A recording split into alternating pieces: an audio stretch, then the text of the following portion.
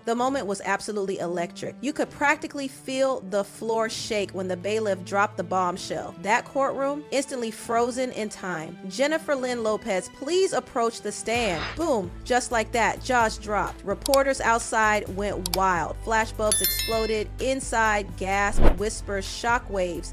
Even the jury leaned in like it was the season finale of the biggest courtroom drama ever. And then she walked in, Jennifer freaking Lopez. She didn't smile, she didn't wave, she didn't even blink. Dressed in a sharp charcoal gray suit, flanked by 2 federal marshals, she looked like a woman on a mission. She removed her sunglasses like it was a scene straight out of a revenge thriller. No flash, no drama, just cold, commanding silence. She sat down like she was carrying 24 years of secrets, and baby, she was. The judge's voice broke the tension, calm but firm. Ms. Lopez, you've been called to testify due to your history with Mr. Combs, specifically events between 1999 and 2003. Do you understand the scope? Jennifer's reply, just a soft, quiet, I do. But that little whisper, it hit like thunder. Everyone turned to Diddy. For the first time in the entire trial, he looked cracked, nervous. His fingers tapping, lips clenched tight. The prosecutor came in swinging. Ms. Lopez, you were there during the 1999 nightclub shooting with Mr. Combs, correct? Yes. You were detained by NYPD but never charged. Do you remember what he said to you as you left the scene? Jennifer paused. You could hear a pin drop. He told me not to speak to anyone, that his people would make it go away. Then came the documents. The prosecutor held up a police statement. Jennifer nodded. That's mine, but it's missing pages. Exactly, the prosecutor fired back.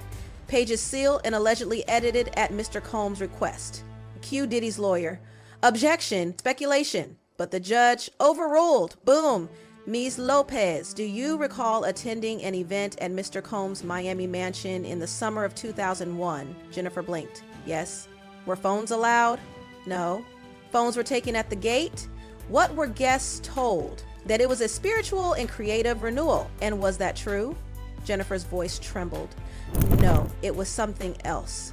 There were rooms I couldn't enter. Strangers. Music that wasn't for dancing. Everything felt staged. And did Mr. Combs tell you to stay quiet?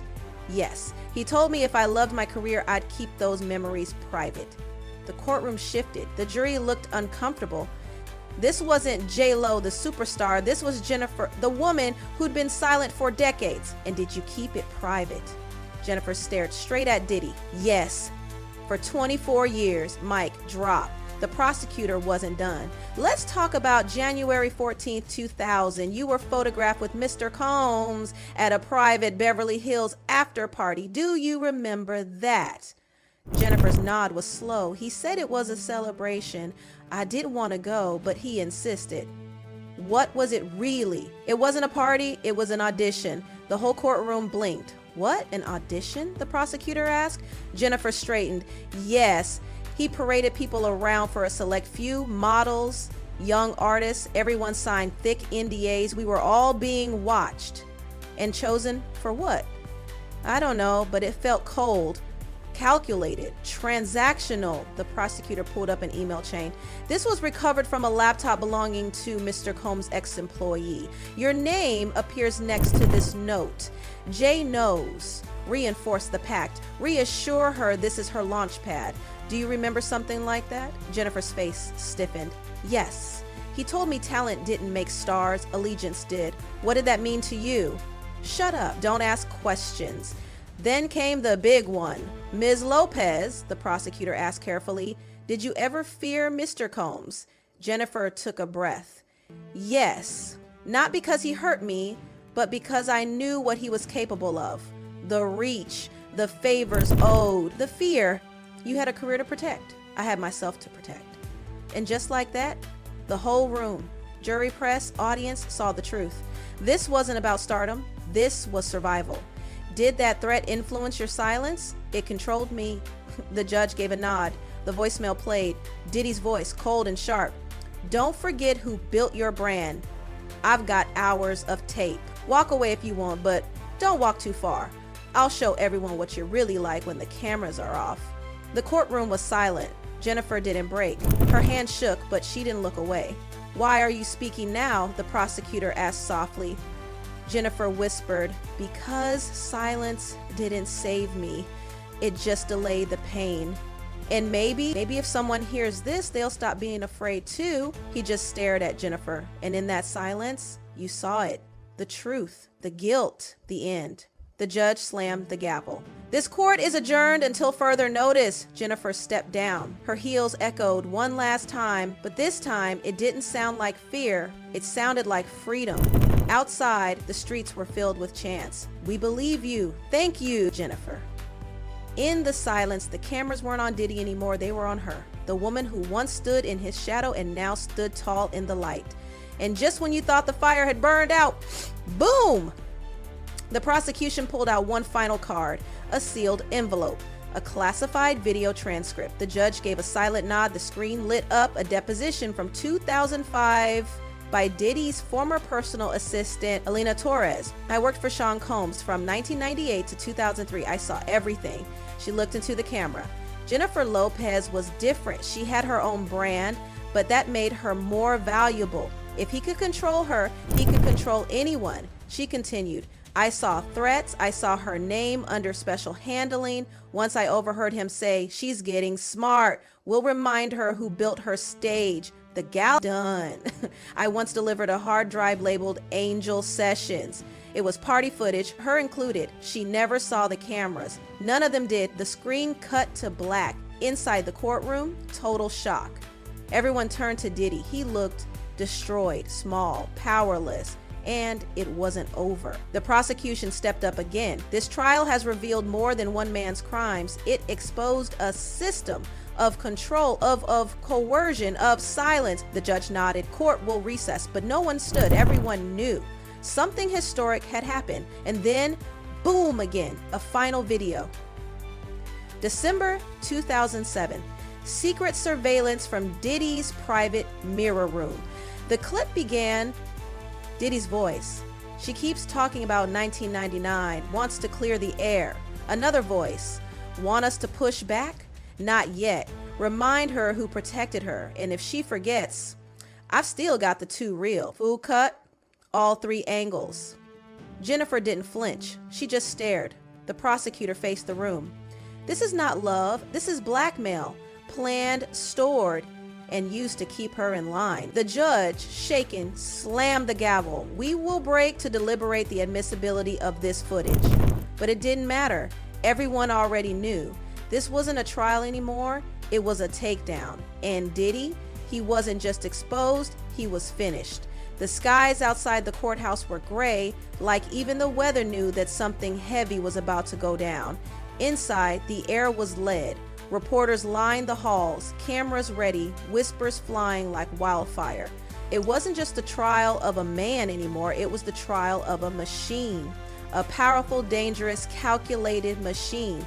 And Jennifer Lopez, she had blown the gears wide open. The final day, Diddy, once a music mogul, a red carpet king, a name that meant power, sat at the defense table like a man already sentenced by the truth.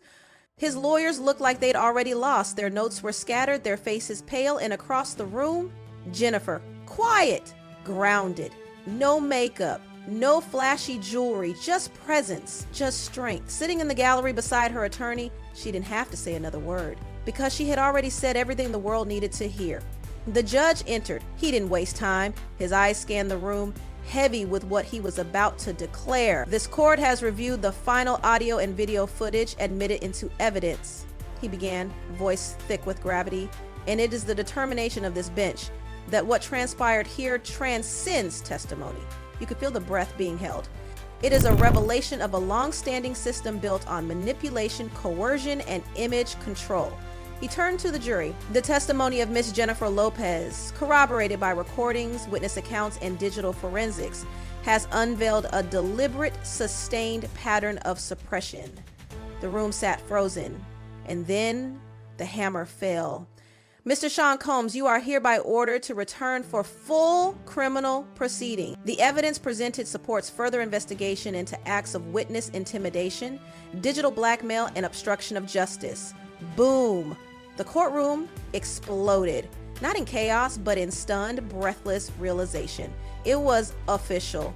Diddy, hip-hop's untouchable king, was going to trial. For real, for everything. He didn't move, his jaw tightened, but his face, it said it all. He was done. Jennifer stood slowly. No applause, no cheers, but her very presence felt like a victory march. She had walked through fire and she came out standing. And outside, it was insane. The crowds weren't here for drama anymore. They were here for justice. Placards, protest signs, women crying, people hugging, chanting not for stardom, but for survival. We believe you. Thank you, Jennifer. In the silence and the cameras, oh baby, the cameras, they didn't care about Diddy anymore. They were locked on her. The woman who once smiled silently through red carpets while carrying the weight of a secret now walked through those courtroom doors, changed, transformed, liberated, and just when you thought it was over, nope, the prosecution had one more card. Jennifer was in it, none of them ever knew. The screen cut out, silence. And then all eyes turned to Diddy.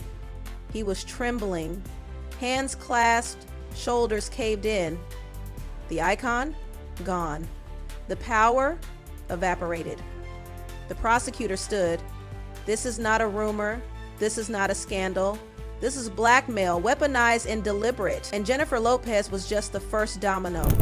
Then the final blow. One last piece of video. December 2007.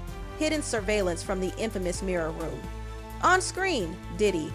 Two other men, faces blurred. She's getting nostalgic, Diddy said in the recording.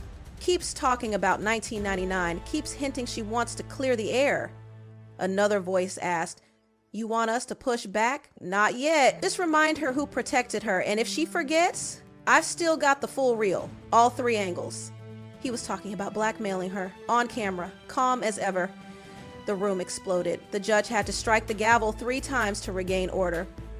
Jennifer didn't move. She just stared at the screen, at the man who once claimed to love her, the man who weaponized her silence like it was his right. This was never a relationship, the prosecutor said. This was containment, and she was the target. The judge nodded solemnly. The evidence is hereby admitted. Court will reconvene to finalize criminal charges, but at that point, it was already done. Diddy sat in defeat, silent, exposed. His lawyers no longer whispered. There was nothing left to say. He didn't just lose a trial. He lost everything. His image, his legacy, his grip on fear. Jennifer Lopez had shattered it all. And as she stepped out into the open air for the final time, the clouds parted just enough to let in a sliver of sunlight, like the universe itself was acknowledging the moment. A reporter called out, "Jennifer, do you have anything left to say?" She paused, turned back toward the courthouse, and with a voice clear as crystal, she said, "I'm not his silence anymore." And then she walked away.